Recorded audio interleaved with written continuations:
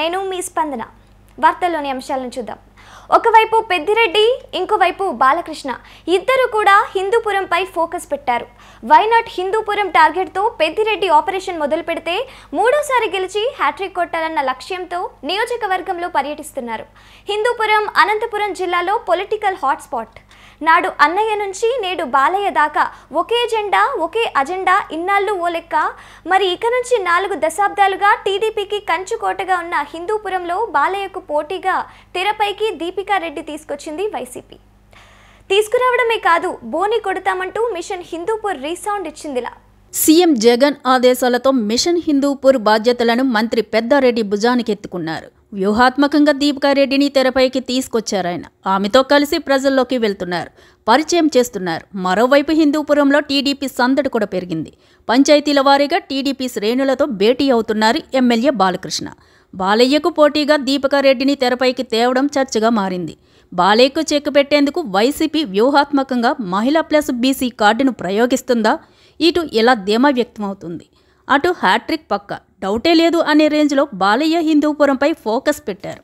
మన హిందూపురం నియోజకవర్గంలో మంత్రివర్యులు మన కోసం వచ్చే ఎన్నికల్లో మనకి మార్గదర్శనం ఇస్తూ సూచనలు సలహాలు ఇవ్వడానికి ఈరోజు మన మధ్యలో ఉన్నారు.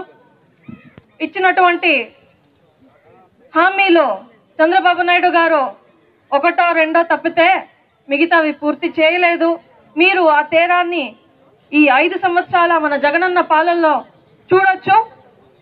దయచేసి అందరూ ఈ తేడాన్ని గుర్తించాలి అని నేను కోరుకుంటున్నాను. ఎన్నికలు దగ్గరకు వస్తున్నాయి.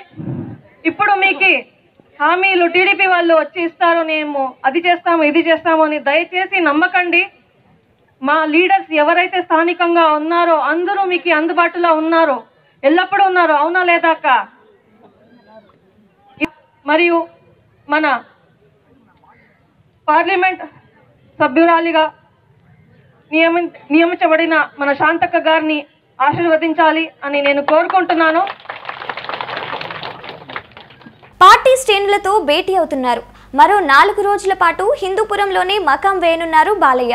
ఇక దీపికారెడ్డిని ప్రజలకు పరిచయం చేస్తూ వైసీపీ సర్కార్ అభివృద్ధి సంక్షేమ పథకాలను వివరిస్తూ విపక్షాల వైఖరిని ఎండకడుతున్నారు మంత్రి పెద్దిరెడ్డి.